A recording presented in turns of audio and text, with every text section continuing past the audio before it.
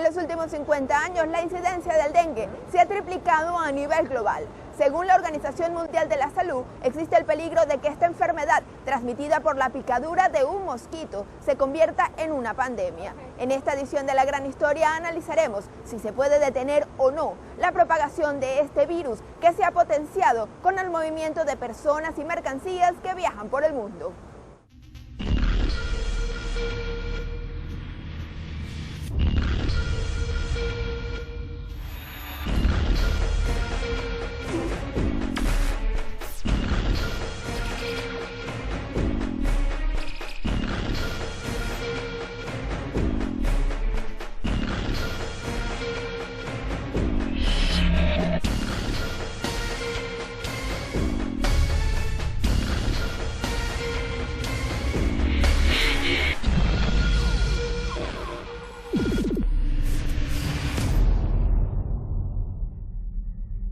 En la actualidad, el dengue está presente en 150 países y al menos en 100 ya es una enfermedad endémica.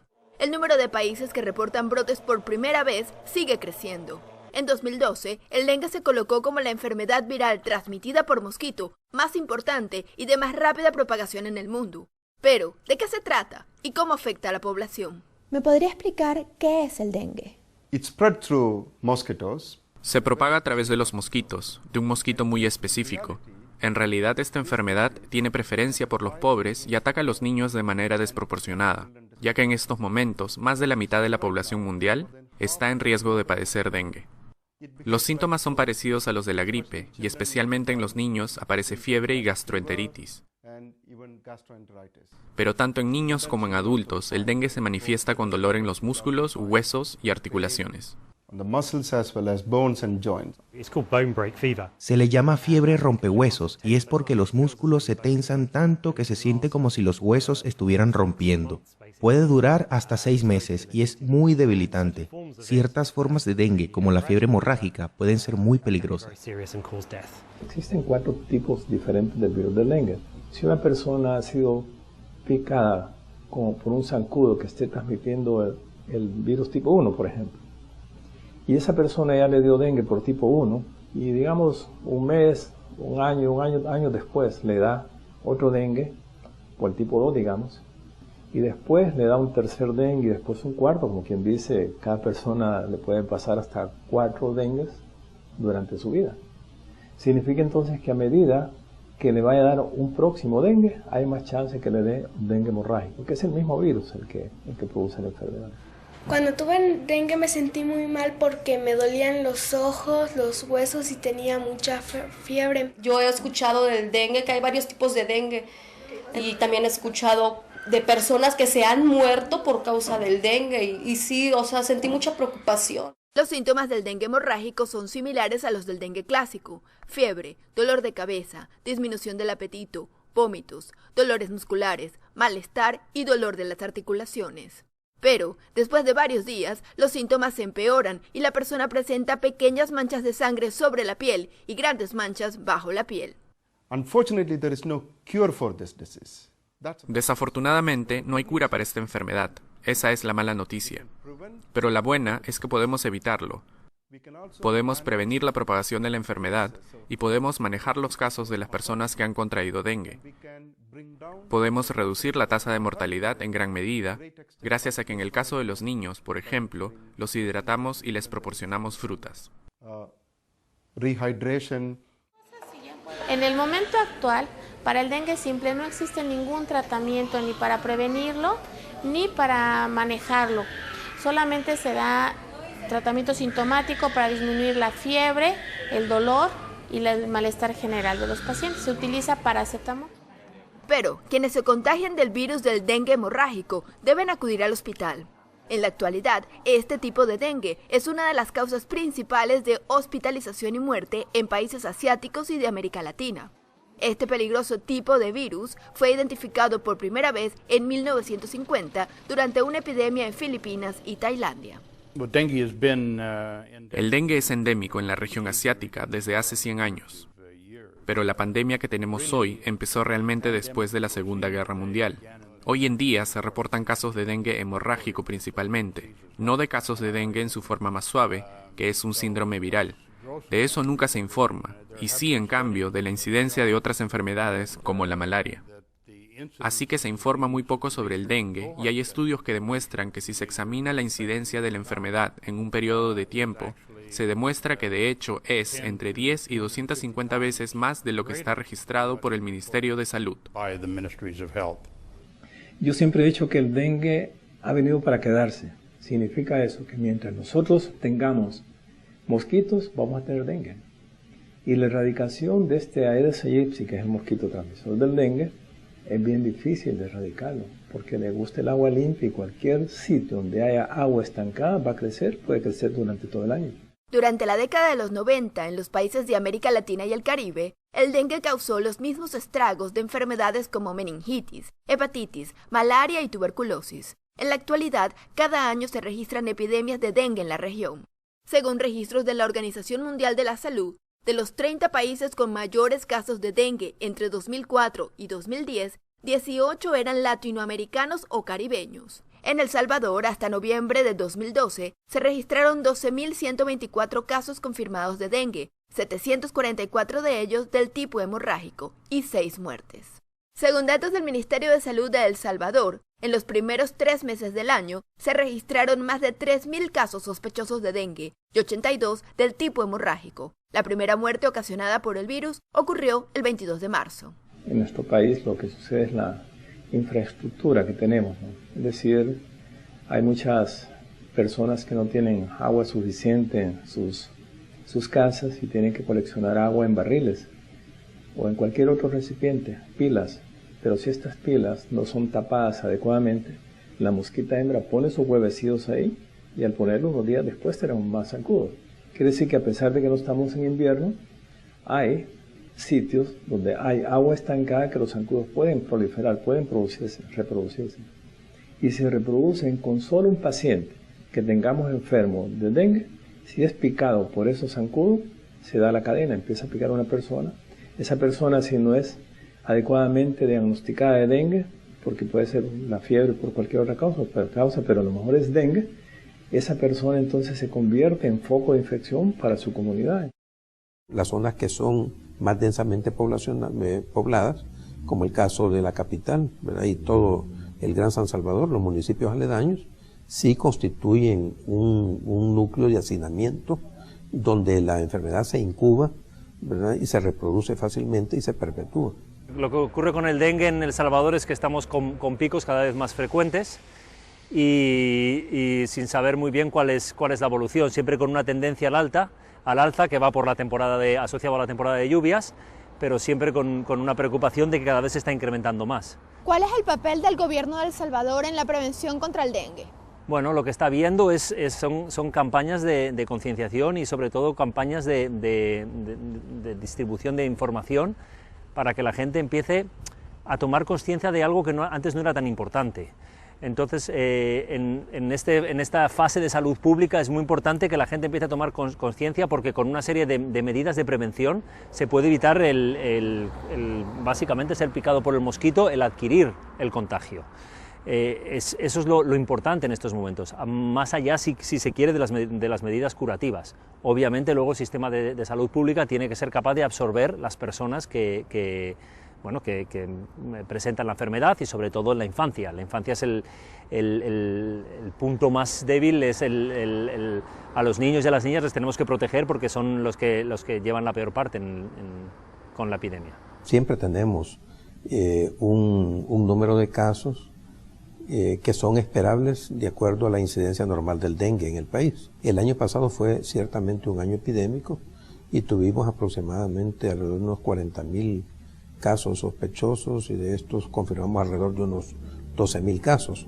Estamos comprometidos y coordinados desde el año pasado para a partir de este año, ¿verdad?, iniciar un programa de contención de los casos que evite llegar a una epidemia y que este año se transforme, al igual que el anterior, en un año epidémico. Desde que nosotros llegamos al poder, en el gobierno, a mediados de 2009, hemos tenido una labor intensa de educación como parte de todo el trabajo que se ha realizado del Sistema Nacional de Protección Civil, pero también integrado al proceso de reforma de salud que estamos viviendo, que hace mucho énfasis en la promoción y en la prevención de las enfermedades. Hemos tenido, como decía, un esfuerzo educativo muy importante con la población, que se combina también con un trabajo intersectorial muy intenso, donde el Ministerio de Educación tiene una parte importante ahí que desarrollar. En la batalla contra el dengue, el papel de la educación de la población es fundamental para eliminar los criaderos de mosquitos, sobre todo en zonas en donde el índice de larvas es muy alto, como es el caso de la capital de El Salvador. Tiene que haber campañas suficientes grandes como para que la persona esté educada que el zancudo vive en su casa, y si vive en su casa y si está infectado, pues se va a transmitir. Y si esa persona no limpia sus canales, no tiene limpio su jardín, si es que lo tiene, que permite que haya recipientes colectores de agua, y sobre todo cuando viene en el invierno, o inclusive cuando están regando en un jardín o crían una planta, es suficiente para que esa agua estancada crezcan los zancudos. Significa entonces que varias cosas.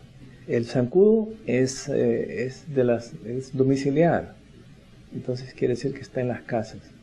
Si un vecino no tiene educación suficiente como para eliminar todos los criaderos de zancudos, y el otro de la par sí lo tiene, de nada sirve, porque el zancudo puede volar 100, 200, 300 metros, quiere decir que puede estar yendo de una casa a otra, y dentro de la comunidad en un momento dado hay una cantidad de zancudos. Entonces la educación es bien importante, la educación desde la escuela parvularia es bien importante como para que adultos puedan saber pues que el zancudo es su enemigo en términos de que produce la enfermedad conocida como dengue. Y es que aunque el dengue se ha convertido en una epidemia desde 1950, hasta el momento no existe una vacuna. ¿Por qué no existe entonces una vacuna todavía? La prevención del dengue tiene que ser combatida en diferentes niveles, como medidas de salud pública. Pero hablando de las vacunas, hay un montón de investigaciones en curso de compañías privadas y de la Organización Mundial de la Salud, por lo que hay posibilidad que una vacuna esté disponible antes o después. Esto contribuirá en la lucha contra el dengue, pero debemos tener muy claro que la vacuna no va a ser la única solución. Primero tenemos que tener en cuenta el medio ambiente, los lugares donde se crían los mosquitos. Esto es absolutamente importante, es primordial y no hay manera de que podamos minimizar la importancia de los aspectos preventivos. Y el segundo problema es que cuando haya una vacuna disponible, ¿va a ser esta asequible para los pobres? Sabemos que en enfermedades como la tuberculosis no es la falta de medicamentos, sino los precios de los medicamentos, lo que hace que los más pobres no tengan acceso a ellos y corran peligro. Las vacunas son útiles, pero no son la única solución. El país no tiene la tecnología para hacerlo. De hecho, muy pocos países a nivel mundial disponen de la tecnología para fabricar vacunas. Actualmente hay algunas iniciativas, muy pocas por cierto, debido a que, como usted sabe, el dengue es una enfermedad que ataca a personas de muy bajos recursos económicos y que además se desarrolla y se reproduce rápidamente en países pobres y subdesarrollados como los nuestros. Los medicamentos y las vacunas son una mercancía más, donde lo que se ve es la posibilidad de que la producción de un medicamento, de una vacuna, sea rentable. En el caso del dengue, una vacuna producida en estas condiciones, donde quienes la producen no pueden, quienes la usan, o quienes son los beneficiarios directos de la vacuna, no son capaces de pagar la vacuna, entonces esto no se considera rentable, ¿me entiende? Igual pasa también con los gobiernos, porque aun cuando los gobiernos compraran la vacuna, ¿verdad? Tampoco esto es, digamos, una actividad comercial muy rentable, y por esto es que hay poco interés de parte de las grandes compañías transnacionales, que son las que tienen la tecnología disponible para fabricar la vacuna, ¿verdad? Hay poca, digamos, disponibilidad, y por eso es que de aproximadamente unas 5 o 6, o bueno, no más de una decena de iniciativas para fabricar vacunas, la mayor parte ni siquiera hayan pasado la fase 1 de investigación, que es la investigación sobre la inmunogenicidad de la vacuna. Solamente hay una iniciativa que está a cargo de Sanofi Pasteur, pero eso es porque la Organización Mundial de la Salud ha estado especialmente pendiente, ¿verdad? Y estimulando y alimentando los costos que supone la preparación de la vacuna para avanzar un poco más. Precisamente, este proyecto de vacuna ha estado en estudio clínico con pacientes voluntarios en países como México y Tailandia. Tailandia ha participado en pruebas de vacuna contra el dengue durante más de 10 años, porque aquí existe una gran incidencia desde hace más de 40 años. Muchos niños han muerto por el dengue. Al año, aproximadamente, mueren unos 100 niños y alrededor de 50.000 contraen el virus. Tenemos que probar un progreso satisfactorio a largo plazo, resultados positivos y una prueba a finales de año. Entonces, la vacuna podría estar disponible en 2015. Vacuna o no, los expertos aseguran que la batalla contra el dengue debe enfocarse en la prevención y eliminación de criaderos, labor que debe empezar por los potenciales afectados, por lo que la educación de las comunidades está en el corazón de estos programas. Lo bueno con el dengue y con este tipo de enfermedades de transmisión por picadura de mosquito es que se pueden batallar relativamente bien con medidas de salud pública y de higiene. Lo importante es que la gente sea consciente de que el contexto del ecosistema no les está ayudando actualmente. Entonces es muy posible que, dijéramos, el mosquito, si no se le ataca de manera adecuada, viva cada vez en mejores condiciones. Para ello, la gente tiene que ser consciente de que tiene que evitar estancamiento de agua en lugares públicos, tiene que tener protección en la vivienda y, por supuesto, redes mosquiteras, tiene que hacer una serie de medidas preventivas que les ayudarán, ¿de acuerdo?, de alguna manera a no adquirir la enfermedad, a no ser picados por el mosquito. Las medidas que nosotros estábamos tomando, una labor educativa muy intensa con la población, coordinadamente con el Ministerio de Educación y con todas las instituciones. Esta labor educativa supone la capacitación del personal de salud para, una vez que se presentan los casos, es decir, cuando ya la enfermedad está declarada, no permitir que estos casos evolucionen a la forma hemorrágica de la enfermedad, que es la que lleva a la muerte, ¿verdad?, que es el dengue hemorrágico. Entonces esa capacitación es muy intensa en los servicios para orientar la clasificación de los pacientes, el destino de los mismos, si van a unidades de cuidados intensivos o a medianas urgencias o hospitalización general. Eso nos ha permitido, por ejemplo, que durante la epidemia del año pasado tuviéramos la más baja tasa de letalidad de todo el continente. Se esperarían, de acuerdo a los casos que tuvimos, 128 muertes, pero solo tuvimos 6.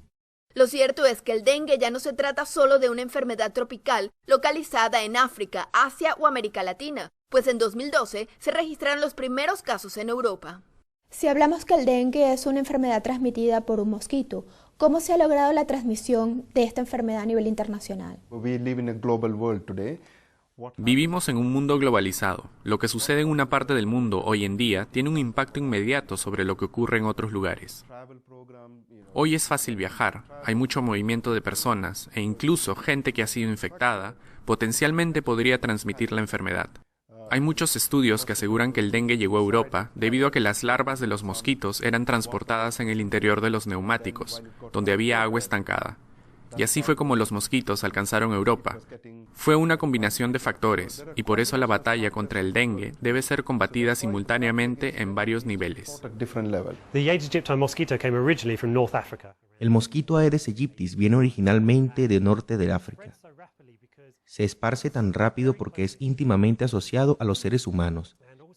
Y además, los huevos pueden sobrevivir 12 meses.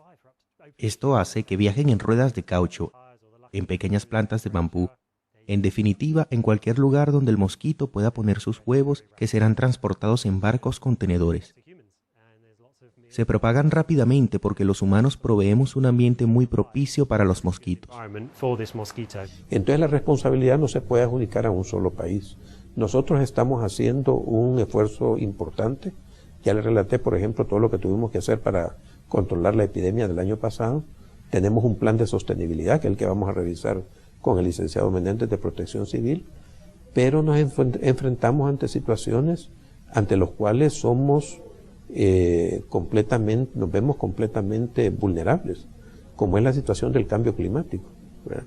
El cambio climático no es una cuestión que se gesta desde los países subdesarrollados. son los países desarrollados los que contaminan y los que producen los gases de efecto invernadero, ¿verdad? Son ellos los que han sobrecalentado el planeta, ¿verdad? Y es el sobrecalentamiento del planeta el que ha generado cambios en la distribución de las lluvias más frecuentes, inundaciones, que generan las condiciones para que el zancudo, independientemente de los esfuerzos que nuestros gobiernos hagan, hacen que el zancudo prolifere y que la enfermedad se perpetúe y se amplíe. De hecho, el calentamiento global ha hecho que la distribución del mosquito, que antes estaba confinada, digamos, entre el trópico de Cáncer y el trópico de Capricornio, se expanda más allá del trópico de Cáncer y más allá del trópico de Capricornio. También que habían ciudades que por su altura, por su temperatura, estaban prácticamente inmunes a la presencia del zancudo. Pero hoy ya hay, como Quito, como Cuenca, digamos, otras ciudades del área andino, por ejemplo, que antes no tenían zancudo, hoy ya lo tienen. Incluso en los mismos Estados Unidos ya hay zancudo y casos de dengue, por supuesto. Y mientras el dengue sigue propagándose por el mundo con gran rapidez, una nueva alternativa para combatirlo está empezando a cobrar fuerza: la creación de mosquitos transgénicos que afecten directamente la reproducción de larvas y disminuyan la población de mosquitos en las zonas con la epidemia. ¿Cómo se originó este proyecto? La idea comenzó en la Universidad de Oxford. El Dr. Luke Alfie, el fundador de la idea, inició la investigación hace 12 años con la intención de controlar mosquitos. Luego formamos una compañía y desde 2003 hemos trabajado para desarrollar una técnica que nos permita controlar el mosquito. ¿Cómo funciona todo este proceso con los mosquitos? Insertamos un gen en el mosquito que lo que busca es eliminar las crías. Lo que hacemos después es que liberamos a los machos en la naturaleza para que se reproduzcan con las hembras. Los machos no pican ni transmiten la enfermedad, solo las hembras. Ellas luego pican a los humanos para que la sangre les dé energía para poner sus huevos. Y esos huevos fueron fecundados por mosquitos de Oxitec. Esas larvas morirán. Así que si liberamos estos mosquitos, podremos controlarlos.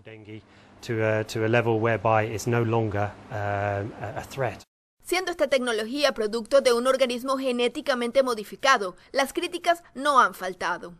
Es algo que puede dar mucho miedo, pero nosotros tenemos una tecnología muy segura, que es amigable con el medio ambiente y que no transmite enfermedades. Es un mosquito que solo se mueve en el área controlada y en realidad estamos destruyendo lo que vendría siendo una plaga. Nuestra tecnología no es algo que se esparce, es algo que se reproduce para morir. El Aedes aegypti es un mosquito muy especializado, pues solo pica a humanos. Es ecológico. La tecnología es segura y ya la hemos probado. Tenemos en marcha programas de control y funcionan.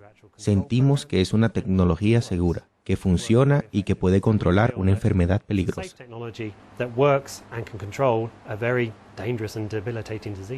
Es solo cuestión de tiempo saber si estos mosquitos genéticamente modificados pueden ofrecer la solución a una epidemia que se ha expandido rápidamente a nivel global y para la cual aún no existe una vacuna.